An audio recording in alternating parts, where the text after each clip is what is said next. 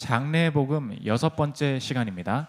죽고 나면 펼쳐지는 세계가 있다라는 제목으로 하나님 말씀 증거하겠습니다. 오늘 본문은 데살로니가 교회 성도들이 가장 관심을 가졌던 장래의 문제 중에 하나인 죽은 다음의 문제, 죽은 이후의 장래가 어떻게 되는가에 대해서 기록한 본문입니다. 왜 이 이야기를 바울이 쓰고 있었나? 데살로니가 교회 자체에 이 문제에 관련한 여러 가지 고민들과 오해들이 생겨났기 때문입니다. 예수님이 분명히 다시 오신다고 했습니다. 그래서 사람들이 기다리고 있었습니다. 그런데 잘 오시지 않습니다. 그러면서 일어나는 일들이 무엇인가? 사랑하는 사람들이 죽기 시작했다는 것입니다. 내 부모가 먼저 돌아가셨습니다. 할머니가 먼저 돌아가셨습니다. 내 자녀가 사고로 먼저 죽었습니다. 그러면 사람들의 마음이 동요하기 시작했습니다. 주님이 다시 오신다고 했는데 다시 오시기 전에 주님을 만나지 못하고 죽은 나의 사랑하는 가족들, 나의 사랑하는 아내는 어떻게 되는 것인가? 주님을 만나지 못하는 것인가? 혹은 천국에 가지 못하는 것인가? 이런 오해들이 생겨났다는 것입니다. 그래서 이 오해를 풀기 위해서 오늘 바울이 이 설명을 하고 있다는 것입니다. 우리는 이렇게 질문할 수 있습니다. 강도사님, 이 데살로니가 교회 성도들은 이런 고민했는 것 같은데 저는 지금 죽음 이후에 관심을 가질 그 여력이 없습니다. 저는 죽지 않기 위해서 현재를 살아가는데 바쁜 사람입니다. 저한테 이런 본문이 무슨 소용입니까? 이렇게 질문을 할 수 있습니다. 그러나 그렇지 않습니다. 우리의 관심사도 이것과 마찬가지예요. 지금 이 사람들이 어떤 고민을 했다고 했습니까? 주님이 다시 온다고 하셨는데 이게 무슨 일인가? 다시 오신다고 하셨는데 이 말을 살짝만 바꿔보십시오. 주님이 함께 하신다고 하셨는데 내 삶에 이것은 무슨 일인가? 우리가 지금 한 주간 이 고민하면서 살아가지 않았습니까? 이렇게 내 삶에 함께 하신다더니 이 일은 어떻게 된 것인가? 이 죽음이라는 말을 시련과 고난으로 바꾸어 보십시오. 죽음 다음에 어떤 일이 일어날지 몰라서 요동했습니다. 우리도 시련과 고난 이 다음에 어떤 일이 일어날지에 대한 확신이 없다 보니까 한 주간 계속 흔들리면서 살았던 것 아닙니까? 이 죽음 이후에 무엇이 있는가? 이것에 대한 소망이 데살로니가 교회를 다시 살렸다는 것입니다. 그 장래를 아는 것이 나의 현재도 변화시킨다는 거예요. 특별히 오늘 본문은 죽음 다음에 최후 예수 그리스도의 재림, 그 최후의 재림 그 이전에 있는 이야기를 특별히 이야기하고 있는데 그것을 교리적으로 중간 상태라고 부릅니다. 죽음 이후에 최종 심판 이전에 중간 상태라는 우리의 상태가 있는데 죽음 이후의 세계가 이 중간 상태 속에서 어떻게 펼쳐지는지 살피는 시간 갖도록 하겠습니다. 세 가지로 나눠서 살피겠습니다. 첫째로 죽음 이후의 중간 상태, 둘째로 죽음이 만드는 현재, 셋째로 죽음이 만드는 연합. 이 세 가지로 나눠서 살피겠습니다. 첫째로 살필 것은 죽음 이후의 중간 상태입니다. 지금 데살로니가 성도들이 주님을 기다리다가 사랑하는 사람들이 먼저 죽는 경험을 했다고 했습니다. 그러니까 이제 오해를 한 거죠. 그러면 주님께서 주셨던 이 약속이 잘못된 건가? 죽은 사람들은 예수님을 못 만나는 건가? 오해하는 와중에 이 오해를 바울이 풀고 있습니다. 슬퍼하지 않아도 된다. 소망을 잃지 마라. 그러면서 이유를 설명합니다. 13절 보십시오. 형제들아, 자는 자들에 관하여는 너희가 알지 못함을 우리가 원하지 아니하노니 이는 소망 없는 다른 이와 같이 슬퍼하지 않게 하려 함이라. 그러면서 이 죽음에 대해서 초점을 바르게 맞출 수 있도록 도와주는데 이 본문과 다르게 요즘 시대에는 이 죽음에 대해서 두 가지로 잘못된 생각을 가지고 있습니다. 첫째로는 무조건 이 죽음에 대해서 두려워하는 거예요. 내 자신이 죽는다는 게 두렵습니다. 내 부모가 곧 죽는다는 게 뭔가 좀 어떻게 해석해야 될지 모르겠어요. 그냥 이렇게 공포와 두려움으로 받아들이는 것, 이것도 틀렸고, 또 한 가지 반대로는 이제 철학을 아시는 분들은 알겠지만 에피쿠로스 학파 같은 그런 사람들이에요. 요즘 시대 이야기로 하면은 사람은 그냥 다 죽는 거야. 사람은 때 되면 죽는 거야. 이렇게 죽음을 그냥 자연스럽게 받아들이면 돼. 이렇게 말하는 생각들이 있었습니다. 이 두 가지 생각 모두 성경은 옳다고 이야기하지 않습니다. 성경이 오늘 본문을 통해서 늘 말하는 것은 무엇인가? 성경의 관심사는 늘 죽음 그 자체, 그거 별로 안 중요하다는 거예요. 죽음 그 자체가 중요한 게 아니라 죽음 이후, after death, 죽음 이후를 늘 말하고 있다는 것입니다. 죽음 가지고 자꾸 뭐라고 하지 말고 죽음이 왜 중요하냐? 죽음 뒤가 중요하기 때문에 죽음이 중요하다는 거예요. 자꾸 죽음이 어떻게 죽었니? 언제 죽었니? 이게 중요한 게 아니고 죽음 이후가 중요하기 때문에 죽음을 생각해야 된다는 것입니다. 그래서 유명한 미국의 시인이었던 T.S. 엘리엇이라는 분이 계십니다. 이분이 이제 쓰신 희곡 중에 대성당의 살인 이런 그 희곡이 있는데 그곳에 나오는 한 구절인데 죽음 이후가 중요한 거다 이렇게 시를 썼어요. 한번 들어보십시오. 죽음 자체가 두려운 게 아니라 죽음이 곧 끝이 아닐까 봐 그게 우리는 두려운 것이다. 죽음 자체가 아니라는 거예요. 영어로 보면 not what we call death. death 그거 말하는 거 아니라는 거예요. 죽음 death 말하는 거 아니라는 거예요. 그럼 뭐예요? But what beyond death. 죽음 이후에 있는 beyond death는 is not death. 죽음이 아니라는 거예요. 죽음 다음은 죽음이 아니라는 거예요. 그게 we fear. 그게 두렵다는 것입니다. 그래서 죽음 다음은 죽은 게 아니라는 거예요. 살아있다는 거예요. 그래서 성경은 이 죽음 이후를 늘 가르쳐주고 있다는 것입니다. 이 시대에 교회를 다니는 사람들이 죽은 다음에 천국에 갑니다, 지옥에 갑니다, 이렇게 뭔가 있다고 믿는 것은 많은 사람들이 비상식적이다 이렇게 많이 말들을 합니다. 이 말에 대해서 우리가 좀 반박을 못하고 그래요. 어떻게 넌 그런 걸 믿냐 이런 얘기를 많이 듣지 않습니까? 죽어가는 한 환자가 너무나 자신감 있게 나는 이제 그 하나님을 믿는데 너무 주변 사람들이 너무 자신 있게 죽음 다음엔 아무것도 없는 거야 라고 말하는 것에 대해서 너무 허무맹랑한 것 같다 얘기하면서 이렇게 이야기를 합니다. 들어보십시오.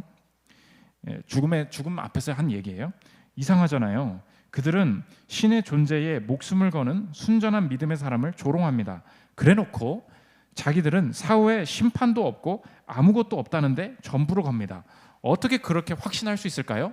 이것도 증명된 게 아니라는 거예요. 믿음이라는 것입니다. 우리도 죽은 다음에 무엇이 있다 믿고 있는데 죽은 다음에 무엇이 없다 이것도 과학적으로 증명된 것이 아니라 믿음이라는 것입니다. 그래서 이 이야기를 이제 조금 어려운 말들을 좋아하시는 분이 이렇게 정리를 했는데 베일러 대학교에 계신 철학교 교수님이신 스티븐 에반스라는 교수님이 계십니다. 이분의 말을 인용하면서 팀 켈러 목사님이 설명했던 얘기예요. 죽음 다음에 무엇이 있다 없다 이 모두 믿음이라는 것입니다. 이어서 들어보십시오. 그는 이 세상 너머에 초자연적 실제가 없다라는 진술이나 이 세상 너머에 초월적 실제가 있다라는 진술은 둘 다 과학적 명제가 아니라 철학적 명제라고 역설했다. 요컨대 신이 존재하거나 존재하지 않는다는 말에는 반드시 믿음이 담겨 있다. 따라서 과학만이 진리의 기준이라는 선언은 그 자체가 과학적 연구 결과가 아니다. 그 또한 하나의 신념이다. 무슨 말인지 이해가 되시죠? 하나님이 있다고 믿어. 이거 믿음이잖아. 너 믿음 되게 그런 믿음을 가지고 있냐? 근데 누가 말을 하는 거예요. 난 하나님이 없다고 믿어. 그거 어떻게 증명할 거냐는 거예요. 그 증명할 길이 없다는 것입니다. 이 두 사람 모두 믿고 있는 거예요. 내가 과학을 벗어난, 과학을 초월한 믿음을 가지고 세상을 살고 있다는 것입니다. 그러므로 주변에서 이제 전도할 때 뭐 이런 이야기를 할 때 꼭 너는 허무맹랑한 걸 믿는구나 말할 때 꼭 대답해 주십시오. 당신도 허무맹랑한 믿음 속에 있다는 거예요. 어떤 이 믿음은 증명할 수 있는 게 아니라는 것입니다. 우리 모두 믿음 속의 삶을 살아가고 있다는 거예요. 그러므로 여러분이 죽음 이후에 무엇이 있는지 믿느냐에 따라 오늘이 바뀌게 될 것입니다. 죽음 이후에 보상과 심판이 없다면 내가 지금의 현재를 버티고 지속할 수 있는 이유도 다 사라지게 된다는 거예요. 만약 내가 지금 일을 하는 것들이 완성될 것도 없고 내가 지금 성과 낸 것, 연구한 거 아무도 알아주지 않고 내가 글을 쓴 것, 작곡한 것 다 없어질 것이라면 지금 내가 이렇게 열심히 보이지 않는 곳에서 할 이유가 없다는 것입니다. 보이는 데서만 잘하면 되는 거예요. 다 죽음 이후를 어떻게 해석하느냐에 따라서 내가 홀로 있는 연구와 홀로 있는 내 삶이 다 달라진다는 것입니다. 내 존재 자체가 죽음 다음에 사라질 존재래요. 그러면 나나 상대나 존귀하게 여길 이유가 없어요. 식물인간이 됐대요. 뭐 죽어도 되는 거 아닌가요? 뭐 몸이 좀 다쳤대요. 장애인이래요. 죽어도 되는 거 아닌가요? 뭐 내 마음대로 생각할 수 있다는 것입니다. 이 죽음 이유가 무엇이 있느냐에 따라 내 현재가 다 달라진다는 거예요. 그러므로 믿음으로 이 성경 말씀이 하나님의 말씀임을 받아들이는 이 성경에는 죽음 이유를 뭐라고 말하고 있는가? 신자를 자는 자로 표현하고 있습니다. 14절 한번 보십시오. 우리가 예수께서 죽으셨다가 다시 살아나심을 믿을진데 이와 같이 예수 안에서 자는 자들도 하나님이 그와 함께 데리고 오시리라. 잔다. 그래서 이제 성경을 읽은 사람들이 좀 오해를 했어요. 그러므로 예수님께서 다시 오시기 전까지 이 죽은 사람들은 다 어떻게 되는가? 지금 우리 세상을 떠난 그리스도 안에서 세상을 떠난 우리 가족들 다 어떻게 됐습니까? 자고 있나 보다 이렇게 오해를 한 거예요. 그렇지 않습니다. 이 잔다는 말은 죽음 자체를 피했다는 말로 쓰인 거예요. 그러므로 지금 자고 있는 것이 아닙니다. 예수 그리스도를 믿는 자는 죽은 즉시, 이게 중간 상태인데 어떻게 되는가 꼭 기억하십시오. 즉시가 중요해요. 즉시라는 단어가 중요합니다. 즉시, 죽는 즉시, 죽는 그 순간에 그리스도와 함께 있게 된다는 거예요. 육체는 다시 입지 못했지만 영혼이 그리스도와 즉시 함께 있게 된다는 것입니다. 그 중요한 근거를 성경에서 찾아야 되는데, 빌립보서 1장에서 바울이 내가 죽으면 바로 그리스도와 함께 있는데 너희들과 지금 살아있는 게 좋을지, 내가 죽어서 그리스도와 함께 있고 싶은데 살아있는 게 너희들에게 유익이 될 것 같다 얘기하면서 이렇게 고백을 합니다. 빌립보서 1장 23절 24절 한번 보십시오. 내가 그 둘 사이에 끼었으니, 삶과 죽음 얘기예요. 차라리 세상을 떠나서 그리스도와 함께 있는 것이 훨씬 더 좋은 일이라 그렇게 하고 싶으나, 지금 뭐라고 얘기합니까? 세상을 떠나면 즉시 무슨 일이 벌어진다는 거예요? 그리스도와 함께 있게 된다는 것입니다. 그러나 내가 육신으로 있는 것이 너희를 위하여 더 유익하리라. 죽으면 일어나는 게 무엇입니까? 즉시 곧바로 주님과 함께 있게 된다는 거예요. 그래서 죽은 다음에는 육체와 분리된 상태로 우리의 영혼이 주님과 함께 있게 됩니다. 그러니까 절대 자고 있는 게 아니에요. 살아서 안식을, 영원한 이 생명을 누리고 있게 된다는 것입니다. 그러면 반대로 믿지 않는 자들은 어떻게 되는가? 죽을 때부터 자고 계시겠지요. 지금 뭐 안식을 하고 계시지요. 그렇지 않습니다. 믿지 않는 자들은 최후 심판이 일어나기 전부터, 최후 형벌, 최후 심판이 일어나기 전부터, 그 전부터 즉시 계속되는 형벌의 상태에 있다는 것입니다. 베드로후서 2장 9절 한번 보십시오. 주께서 경건한 자는 시험에서 건지실 줄 아시고, 그 다음입니다. 불의한 자는 형벌 아래에 두어 심판 날까지 지키시며, 이게 중요하다는 거예요. 심판 날은 아직 안 왔다는 거예요. 불의한 자는 형벌 아래에 두어 심판 날까지 지키시며, 심판 날까지 무엇 아래에 있다는 것입니까? 형벌 아래에 있다는 것입니다. 그래서 이것이 중간 상태의 중요한 교리인데, 믿는 자와 믿지 않는 자의 죽고 난 즉시라는 단어가 중요하다고 했죠. 어떤 일이 일어납니까? 믿는 자와 믿지 않는 자의 중간 상태에는 즉시 안식이 있고 즉시 형벌이 있습니다. 이게 아주 중요한 교리라는 거예요. 죽은 다음에 우리는 결코 자지 않습니다. 영혼은 영원히 자지 않아요. 영혼은 멸절되지 않습니다. 영혼은 사라지지 않아요. 그래서 사람의 영혼이 중요한 것입니다. 영혼은 영원히 없어지지 않는다고요. 죽는 즉시 안식을 영원히 누리거나, 죽는 즉시 영원히 형벌을 받게 되거나, 둘밖에 없다는 것입니다. 어떤 분들이 이렇게 질문해요. 이런 말을 들을 때마다 강사님, 솔직히 내가 굉장히 무섭습니다. 하나님은 원치도 않는 사람들을 다 죽자마자 형벌에 처하게 만들고, 누구는 너 일로 와라, 천국 보내고, 이거 되게 무서워서 받아들이기가 좀 어렵습니다. 이런 분들 하는 즉시 이거 위협하려고 하는 말 아니냐는 거예요. 오늘 소망이라고 했습니다. 이게 절대 위협하려는 말이 아니에요. 우리가 꼭 기억해야 될 것이 무엇인가? 죽음 이후에는 어떤 일이 벌어지는가? 꼭 기억하십시오. 죽음 이후에는 내가 지금 원하고 있는 것이 영원히 지속되는 것뿐이에요. 이게 중간 상태의 중요한 교리입니다. 내가 예수 그리스도를 구주로 영접했습니다. 내가 주와 함께 있기를 원합니다. 내 이 몸의 상태, 내 이 생각의 상태, 내 이 죄악된 몸으로는 결코 영원히 살기가 싫습니다. 그래서 내가 내 인생을 거듭나게 하시고 회복하게 하시고 영생을 주실 주님을 믿기로 작정했습니다. 지금 작정했습니다. 그러면 죽음 이후에 펼쳐지는 것이 무엇입니까? 원치 않는 게 오는 게 아니에요. 내가 지금 바라고 있는 그것이 즉시 영원히 펼쳐지게 된다는 것입니다. 반대로 지옥 가는 사람들 불쌍하지 않습니까? 이렇게 말해요. 성경은 그렇게 말하지 않습니다. 죽음 이후가 뭐라고요? 중간 상태 무엇이 펼쳐진다고요? 지금 바라고 있던 그것, 원치 않는 게 오지 않아요. 원하는 게 와요. 내가 지금 바라고 있었던 것이 영원히 펼쳐진다는 것입니다. 그래서 지금 원하는 것이 무엇입니까? 내 이 성격, 이 외모로 어느 정도 만족해요. 여러분 그게 만족이 됩니까? 내 이 열등감, 내 안에 막 끓어오르는 막 죄악 같은 게 있어요. 근데 난 이 정도로 살아도 괜찮대요. 그런데 여러분 그게 3년간 5년 정도 사는 건 괜찮을지 몰라요. 그런데 이 성격, 어떤 이 욕망, 이것 가지고 100만 년 영원을 산다고 생각해 보십시오. 살고 싶은 일입니까? 근데 살고 싶대요. 난 이게 좋대요. 하나님이 싫대요. 하나님을 싫어하는 지금의 마음 그대로, 원하는 그것대로 영원히 살게 하는 것, 그게 중간 상태입니다. 죽은 즉시 원하는 일이 벌어지게 된다는 거예요.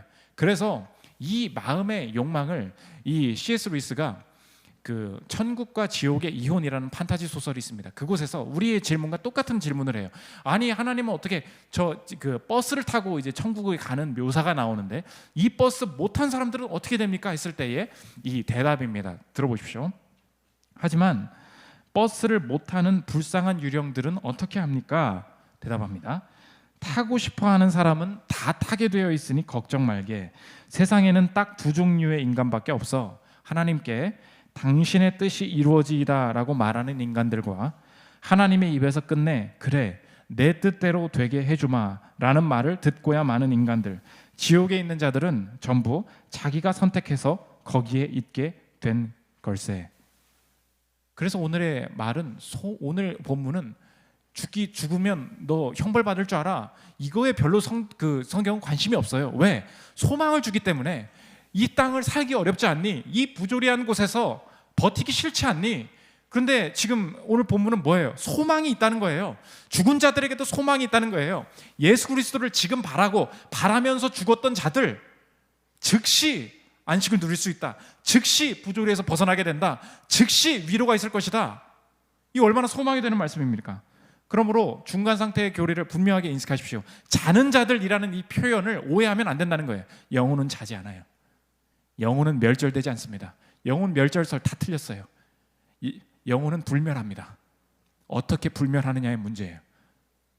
죽은 즉시 안식이 있고 죽은 즉시 심판날 전부터 형벌이 있습니다. 이것이 죽은 이후의 중간 상태, 이것을 가르치는 성경의 교리라는 것입니다. 두 번째, 죽음이 만드는 현재입니다. 그러면 우리가 죽음 다음에 어떤 일이 벌어지는지에 대해서는 많이 이제 배웠습니다. 그런데 내가 지금 사는 거는 어떻게 변해나는 거예요? 이 죽은 다음에 대한 인식이 나의 현재도 변화시키게 된다는 것입니다. 어떻게 변화시키냐? 두 가지를 주는데 첫째로는 우리에게 위로를 준다는 거고 또 한 가지는 각성하게 만든다는 것입니다. 첫째로 위로를 준다는 것인데 18절 한번 보십시오. 그러므로 이러한 말로 서로 위로하라. 이 말이 지금 데살로니가 성도들한테 위로가 됐다는 거예요. 죽은 사람들이 어떻게 됐대라고 중간 상태를 말했더니 현재의 슬픔에 빠져있던 데살로니가 성도들이 위로를 받고 힘을 얻고 일어나기 시작했다는 것입니다. 우리도 마찬가지예요. 죽은 다음에, 실패 다음에 무슨 일이 벌어지느냐라는 것을 명확히 인식하면 현재 내 삶을 살아가는 힘과 위로가 부어지게 된다는 것입니다. 이것은 한 가지 간증을 통해서 여러분에게 설명을 하면 좋을 것 같은데 2014년 6월 21일 이게 무슨 날인지 아십니까? 2014년 6월 21일에 임병장 총기 난사 사건이라는 전 국민을 아프게 했던 일이 있었습니다. 주요 피해에서 근무하고 나오는 이 병사들에게 임병장이라는 이 형제가 수류탄을 던지고 총기를 난사하면서 했던 정신적으로 문제가 많은 형제였는데 이 총기 난사 때문에 5명이 죽고 7명이 다치는 이 사건이 있었습니다. 원래 정신적으로 어려웠다는 걸 알기 때문에 실탄을 주면 안 되는 대상이었어요. 그런데 부소대장이 외박을 나가는 바람에 인수인계가 제대로 되지 않은 거죠. 그래서 이 밑에 있는 애가 대신 하는데 인수인계가 안 돼서 걔한테도 하필 그날 실탄을 줘버리게 된 것입니다. 억울하잖아요. 이런 고통이 다 어디 있습니까? 누구의 어떤 잠깐의 실수, 하나의 외박 때문에 어떤 이 수많은 아이들의 생명이 없어졌다. 이 희생자인 희생자 중에 한 명이 누구였냐? 진우찬이라는 형제가 있었습니다. 진우찬의 아버지가 되시는 진유호 안수 집사님의 인터뷰예요. 이 진우찬 형제가 얼마나 신실했느냐? 한 교회에서 고등학교 1, 2, 3학년 동안에 아무도 이제 고3 되면 교회 안 오는 뭐 그런 교회였나 봐요. 얼마나 이렇게 신앙이 없었는지. 근데 끝까지 교회 나오고 아이들 전도하고 뭐 그런 형제였답니다. 그런데 이 사건이 벌어진 다음에 얼마나 이 변호사나 또 이 부모도 사과를 안 하더래요. 누가 내 임병장, 그러니까 내 아들 이렇게 만들었냐고 오히려 막 화를 내면서 한 번도 사과를 아직까지 받지 못했다. 뭐 이런 너무 억울한 상황이 계속 되는 거예요. 그래서 교회의 금요 집회에 가서 2시간 동안 한없이 우는 거예요. 한없이 기도하면 울음만 나오고 기도가 되겠습니까? 울기만 하지. 그런데 어느 날 기도하는 와중에 이제 이게 환상을 보게 된 거죠. 기도하는 와중에 뭐가 화내요. 근데 아들이 하얀색 옷을 입고 옆에 누구를 모시고 왔더라는 거예요. 누구야? 예수님이야? 그러더라는 아들이. 너 잘 있니? 이렇게 하는데 그 아들이 딱 두 말을 하더라는 거예요. 아빠, 잠깐이야. 잠깐이야. 그 이야기하고 환상이 끝났다는 거예요. 아빠, 잠깐이야. 잠깐이야. 그러면서 스치는 주님의 말씀이 뭐냐? 이 하루가 천년 같다. 천년이 하루 같다. 이 시간을 초월하여 영원으로 존재하시 계신 주님이 내 아들을 받아주셨다. 그래서 여러분 안식을 누릴 때 뭐 이영표 선수도 자기의 부모님이 하늘나라에 갔냐는 고민 때문에 이런 환상을 경험한 적도 있고 하나님 그렇게 위로를 특별하게 주시는 경우가 많은데 이 아들의 한마디 아빠 잠깐이야 이 말 때문에 모든 게 힘을 얻고 위로를 받았다는 것입니다. 근데 이제 문제는 아내는 안 보여줬다는 거예요. 하나님이 아내가 옆에서 나는 왜 안 보여주냐고 하나님이 나는 왜 안 보여주냐고. 근데 그 남편의 이야기를 듣고 이 말씀 죽은 다음에 성경이 말하는 이 교리를 인식하게 되면서 극복했다는 것입니다. 우리는 왜 그리스도인들이 이런 고난을 겪느냐? 교회를 열심히 다녔음에도 하나님의 뜻대로 살았음에도 왜 이러는 고난을 겪냐고 우리가 주변에서 많은 이야기들을 듣지 않습니까? 문제가 질문이 잘못됐습니다. 성경의 주제는 고통의 유무가 아니에요. 믿는 자 믿지 않는 자 다 똑같은 그런 일들을 황망하게도 당하게 됩니다. 고통의 유무가 아니라 위로의 유무예요. 이 죽음의 사건에 대한 위로가 있다면 저와 여러분도 마찬가지입니다. 죽음보다 덜한 고통에 대한 이 해석도 마찬가지가 된다는 것입니다. 그것이 내 삶이 당한 것이 결코 헛되지 않다. 이 아빠 잠깐이야. 이 진우찬 형제의 이 환상 때문에 이 안수 집사님 주변에 그 형제가 진우찬 형제가 전도했던 아이까지 같이 희생이 됐어요. 근데 그 유가족들이 이 기념일을 하면서 다 같이 전도가 되고 그 부모님까지도 다 예수 믿게 되는 일들이 벌어지게 되었다는 것입니다.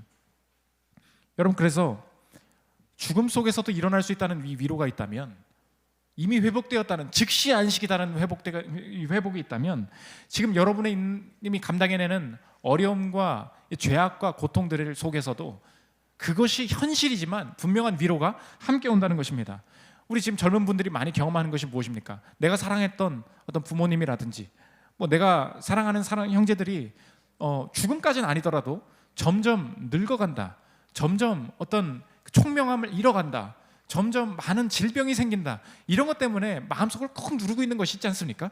그런데 성경은 이 죽음 이후의 중간 상태에 대한 교리가 현재 즉시 나에게 위로를 주는데 무슨 말이에요?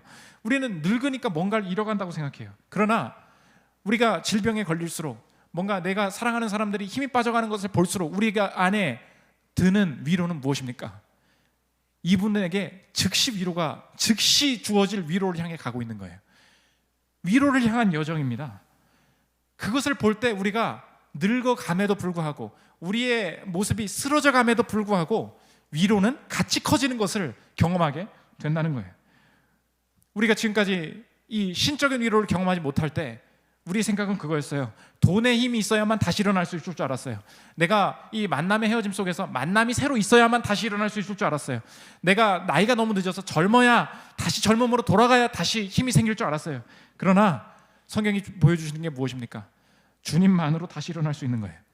죽음 이후에도 위로가 있으니 내가 겪는 지금의 이 사건 속에서도 즉시 위로가 있고 새 힘을 얻게 하옵소서, 전진하게 하옵소서, 이 위로가 가능하게 된다는 것입니다. 지금 우리 이미 세상을 떠난 분들이 계신 분들을 가지고 경험하는 분들도 많이 계신데 우리가 죽음 이후에 몰려오는 후회도 무엇입니까? 죽음 전도 그렇지만 죽음 이후에도 세상을 떠난 사람을 보면서 우리가 늘 가지게 되는 게 뭐예요? 내가 잘해주지 못했다, 아쉽다, 내가 그때 한번 만나주지 못했다, 잘해줄 것이라는 생각이 있지 않습니까? 그게 후회로 한으로 남아요. 근데 이것도 왜 위로입니까? 그들이 예수 그리스도를 만났다면 우리가 하나님보다 잘해줄 수 없어요. 근데 하나님은 죽었으니까 죽은 다음에 우리가 잘해주지 못했다라고 얘기하는데 잘해주지 못한 우리에게도 위로가 되는 거예요. 왜 그렇습니까? 우리는 잘해주지 못했는데 주님은 뭘 보장하고 계신 거예요? 즉시 위로, 즉시 영생이에요. 이것이 바로 현재에도 주시는 하나님의 신적인 위로라는 것입니다.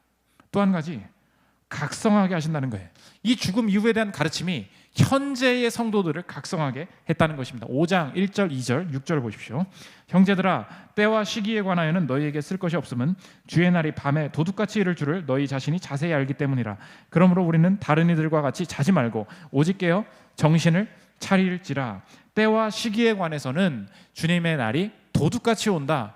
도둑은 공지하고 카톡 보내고 오지 않습니다. 그러므로 옆에 사람들이 주님이 언제쯤 오실 것 같아 라고 말을 하면 그날은 빼고 오시겠구나 그렇게 생각하면 됩니다. 우리나라도 그런 일들이 여러분 90년대 그런 얘기 많이 있었어요. 주님이 재림하신다 그래서 재림 안 하셔서 막 자살을 하는 일들이 일어나고, 특별히 우리나라는 언제야 어느 타이밍이야 이런 게 엄청 관심이 많은 민족입니다. 그래서 우리도 되게 조심해야 되는데, 자지 말아라, 깨어서 정신 차려라 이런 말 들으면 이제 받아들일 수는 있지만, 우리 같이 이제 반항심 많은 사람들은 주님이 우리를 위협한다고 또 느끼게 됩니다. 엄마가 금방 올 거야 너, 이거 무슨 말이에요? 컴퓨터 하지 말란 뜻이죠. 게임하지 말란 뜻이죠. 자지 말고 공부하란 뜻이죠. 그 말이 이제 그렇게 하긴 하는데 마음속으로는 어때요? 놀고 싶잖아요. 반항심이 있지 않습니까? 그러니까 나를 위협하고 억압하려고 주님이 일부러 알려줄 수도 있는데 알려주지 않고 뭔가 이렇게 나를 가지고 노는 것 같은 이런 마음이 우리 안에 있을 수 있다는 것입니다. 오늘 이 깨어있으라, 자지 말아라 이 말은 결코 이게 위협이 아니라 소망이라는 것입니다. 이 깨어있으라는 말을, 이 때와 시기를 강조하려는 이 말 속에 이것이 왜 우리에게 이 소망이 되는 말이냐면, 깨어있으라 이 말은 우리에게 적용하면 이것입니다. 시간을 통제하려고 하지 말라는 거예요. 이게 위로라는 것입니다. 너가 이 땅을 살아갈 때 시간을 통제하려고 하면 힘들 것이다. 이게 깨어있으라는 말이에요.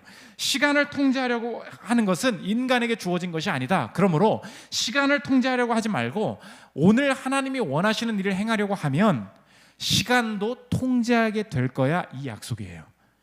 이게 우리에게 위로가 된다는 것입니다. 우리는 언제나 지금 이 시대가 무엇입니까? 예측하는 시대예요.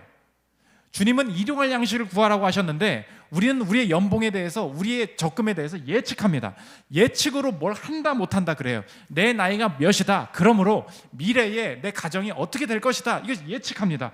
그러니까 시간을 통제하려는 모든 곳에 탐욕이 있고 죄악이 있고 좌절이 있게 된다는 거예요. 한번 예를 들어 보겠습니다. 내가 지금 내게 주신 삶을 관리하고 하나님께서 내게 주신 성품, 내게 주신 행동, 원하는 게 무엇인가, 이런 고민은 다 별로 관심이 없고 이런 생각만 드는 거예요. 나는 3년 뒤에 결혼해야지. 시간이에요, 시간. 3년 남았어. 나는 37에 결혼할 거야. 이런 생각만 그냥 가지고 있어요. 나는 지금 33이야. 그래서 안정권이야. 나는 지금 29이야. 아직 괜찮아. 이 나이에는 아직 결혼하지 않아도 돼. 지금 모든 생각이 하나님이 내 삶을 이 타이밍에 어떻게 인도하시는, 이거 관심이 없어요. 인생이 지금 내가 내가 타이밍을 재는 거예요. 시간을 통제하려는 데만 관심이 있다면 이거 지금 하나님이 원하시는 일이 아니라는 것입니다. 돈도 마찬가지죠. 나는 35살까지 45살까지 이만큼 돈을 모을 거야. 그래서 이 돈으로 어떻게 할 거야. 이런 주제들이 하나님이 지금 내게 주신 가족이나 아내나 이 자녀를 향해서, 혹은 내게 주신 어떤 일을 향해서 부르시는 부르심보다 훨씬 더 중요하게 되고 있지 않습니까? 지금 이 시대가 뭐라고요? 시간을 통제하려고 한다는 거예요. 이거 버리라는 것입니다. 이 인간의 마음이 끝까지 가는 게 뭐냐? 이 시간에 통제하려는 모든 마음이 표현된 최근에 나온 영화가 있어요. 그게 무엇입니까? 크리스토퍼 놀란이 만든, 인셉션 만든 감독이 만든 영화 뭐예요? 테넷. 테넷의 주제가 뭐예요? 네 글자로 답해 보세요. 테넷의 주제가 뭐예요? 타임머신 뭐 이거예요? 아니에요. 시간 이동, 공간 이동을 말하는 게 아니라고요. 크리스토퍼 놀란이 진짜 말하고 싶었던, 테넷에서 말하고 싶었던 네 글자가 뭐예요? 시간 역행이에요. 이게 중요한 철학적인 주제라고요. 시간 역행. 인생을 바꿀 수 있는 방법이 무엇이라는 것입니까? 시간을 돌아가자는 거예요. 이게 시대의 중요한 주제라는 것입니다. 그런데 성경의 말은 뭐냐? 피조물에게 허락되지 않은 유일한 게 있어요. 이 진행하고 있는 시간을 구원하는 방식 중에 사람에게 주어지지 않은 게 있다고요. 그게 뭐예요? 역행은 없어요. 하나님의 구원은 역행으로 오지 않는다는 것입니다. 하나님은 진행하는 방식 속에, 이 시간 안에서, 영원 속에서 들어오셔서 구원하게 된다는 거예요. 그러므로 저와 여러분, 역행하고 싶으십니까? 아니에요. 시간을 통제하시는 분을 신뢰해야 됩니다. 우리가 지금 이 역행이 나타나는 게 후회예요. 후회. 돌아가고 싶다. 그때 다른 선택을 했으면 이렇게 얘기를 하잖아요. 근데 성경은 뭐냐면 역행은 인간의 것이 아니래요. 그럼 진행되면 과거가 남아있잖아요. 성경은 뭐라고 말하냐면 과거가 남아있다는 거예요. 과거가 안 지워진다는 거예요. 그런데 이 과거를 통해서 끌고 가면서 그럼에도 불구하고 구원하시는 일이 있다는 것입니다. 시간을 벗어나면 된다는 거예요. 이게 중요한 이 시대의 문화로 나타나는 게 있는데, 데이비드 브룩스라는 분이 이제 뉴욕 타임스 칼럼니스트예요. 이제 그 오피니언에 글을 썼는데 2019년에 뭐라고 썼냐면 call out culture라는 그 단어를 썼습니다. call out은 뭐냐면 낙인 찍는 거예요. 그 사람만 딱 호칭하는 거예요. 이제 낙인 문화, 호출 문화 뭐 이렇게 번역을 하는데, 요즘 연예인들이나 미디어나 이렇게 보면은 과거에 이 사람이 너 음주운전했지? 너 그 사람이랑 잤다며? 너 옛날에 뭐 이런 사람이었다며? 사진 한 장 딱 올리면 모든 사람이 벌떼같이 달려들어서 그 사람 무너뜨리면서 한 사람 죽이는 게 쉽상이라는 것입니다. 그러니까 시간, 과거에 있었던 그 사람의 일 하나 때문에 그 사람의 존재를 말살시키는 문화, 그게 call out culture라는 거예요. 이것 때문에 사람들 다 죽는다는 거예요. 너도 예외가 아니라는 거예요. 이건 바른 문화가 아니라는 것입니다. 그래서 오스기니스라는 분이 오늘 사는 이유라는 책에서 이 데이비드 브룩스라는 이분의 칼럼을 인용하면서 이렇게 얘기합니다. 들어보십시오. 즉각적인 소셜미디어 무리가 과거의 죄를 슬쩍 들추거나 현재의 어떤 잘못을 살짝 비난하는 것만으로 사람들을 파멸시키는 현상이다. 회개와 용서는 고사하고 해명할 권리, 맥락에 대한 인식, 사실관계 확인, 변화와 성장의 기회조차 없다. 그 결과 어느 순간에든 사회적 말살이 일어날 수 있는 도덕적 우월감에 기초한 복수 게임이 벌어진다. 시간 안에서는 이것밖에 일어날 수가 없다는 거예요. 그래서 저 여러분 너무 이제 무서운 세대가 될 건데, 여러분도 이제 디지털 시대 살고 있잖아요. 한 번 잘못하면, 한 번 잘못 살면, 한 번 들통나면 이 시간 안에서는 내 인생이 살아갈 방법이 없다는 것입니다. 그러니까 이 시대가 찾고 있는 게 뭐예요? 오늘 때와 시기에 대해서는 너희들이 고민하지 말아라, 그 얘기했죠. 그런데 이 시대는 어떻게 살고 있다고요? 때와 시기를 못 잡으면 끝난다, 이렇게 얘기하고 있다고요. 그래서 지금 이 시대가 늙었으니까 끝났어. 이 사건이 이번에도 뭐 알죠? 여행에 미치다 인스타그램 팔로워가 야동 한번 잘못 죽어 자살했잖아요. 죄가 괜찮다 그 뜻이 아니고, 죄 지으면 다 죽어야 된다고요. 이제 시대가 그렇게 몰고 가고 있다는 것입니다. 여러분은 예외예요? 이게 성경이 지금 말이에요. 때와 시기, 시간을 구속을 못한다는 거예요. 과거가 내 미래를 망치게 만든다는 거예요. 그런데 그리스도인의 세계관은 다르다. 시간을 구속한다는 거예요. 이어서 오스기니스의 말을 들어보십시오. 이는 유대인과 그리스도인이 과거에 저지른 악행이 얼마나 악한지를 덜 현실적으로 인식한다는 말이 아니다. 죄도 괜찮다 그 말이 아니라는 거예요. 세속적 관점과 대비되는 성경의 관점에 따르면 구속될 수 없는 과거는 하나도 없으며, 이는 시간을 구속하고 평생에 걸쳐 성장하는 전체 과업에서 하나의 중요한 단계다. 만약 그 존재가 시간을 넘어서 영원으로 사는 존재라면 그 말이 달라진다는 거예요. 시간을 역행해서 구속하지 않아요.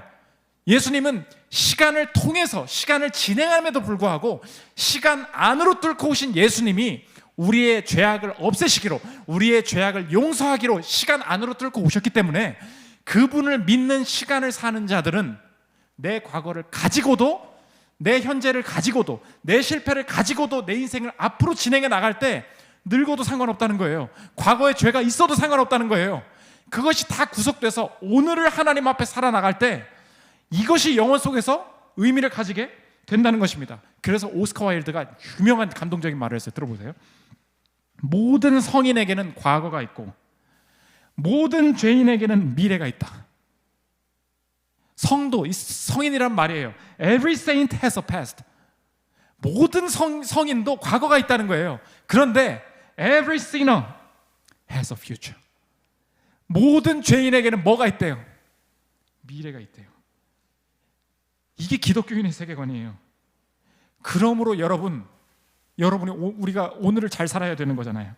내 과거의 죄가 무겁고 수치스러울수록 시간 속에서는 죄인인데, 시간 속에서는 망했는데, 이 땅의 관점에서는 더 살아봐야 의미 없다고 얘기하는데, 이런 나도 구속하신 은혜가 너무 크고 그분이 내 인생을 영원까지 끌고 가시면서 인도할 것이라는 것을 안다면 역행하지 않아도 이 상황 속에서 주님께서 주신 일을 감당해낼 때 내 인생이 어떻게 바뀔지, 어떻게 영광스럽게 쓰임받을지 모르는 일이라는 거예요.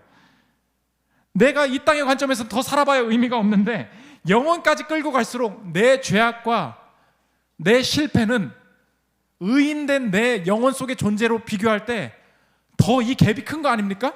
더 역전이 큰 거 아닙니까? 그래서 과거를 남겨두시는 거예요. 시간을 구속한다고요. 테넷이 아닙니다. 역행하지 않아요. 진행해요. 그런데 구원받아요.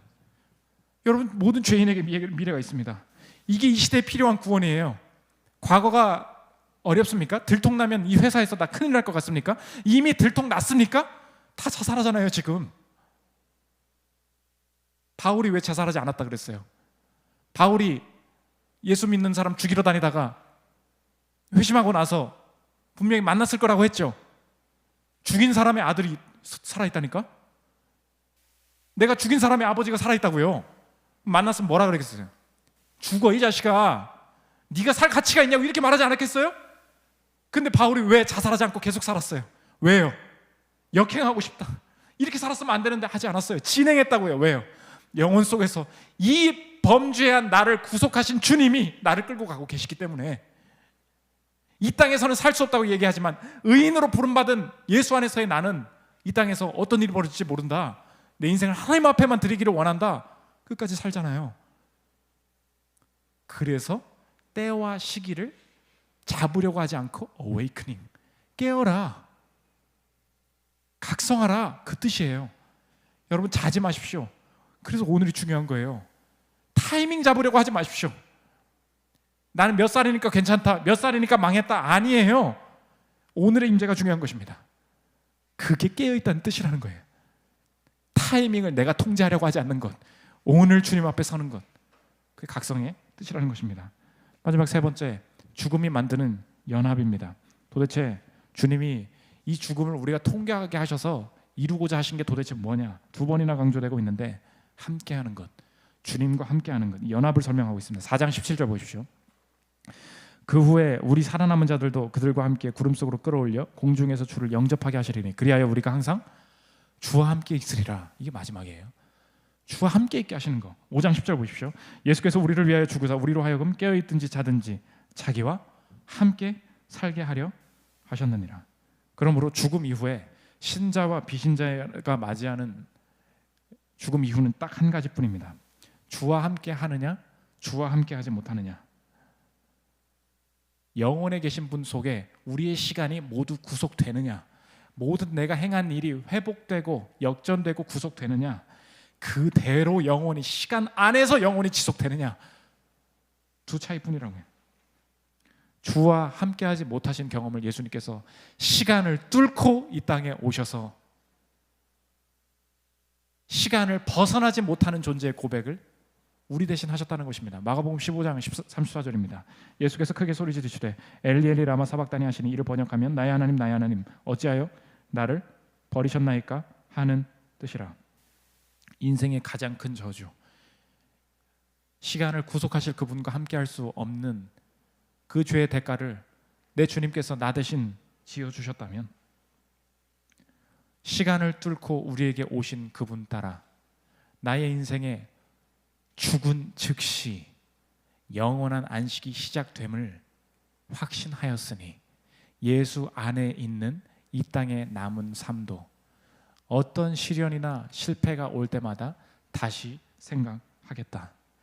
영혼 속에 주시는 위로가 있으니 이 지금 내 실패도 단순한 실패로 끝나지 않을 것이다. 갈수록 위로가 있을 것이다. 그리고 시간을 통제하려 하지 않고 역행하려 하지 않고 오늘 주님 앞에 서는 임재 속에 있을 때 때와 시기는 난 모르는데 내 인생 전체가 주 앞에서 쓰임받게 됨을 경험하게 되리라. 이 시간을 벗어난 영혼 속에 살아가는 확신을 지금도 가질 수 있게 된다는 것입니다. 자, 여러분, 이 죽음 이후의 교리, 이 중간 상태의 교리를 우리가 믿음으로 받아들이고 그 믿음 속에 오늘의 위로와 오늘의 각성을 경험하는 여러분들 되시기를 기도합니다. 우리 하늘 소망 찬양하고 기도하는 시간 갖도록 하겠습니다.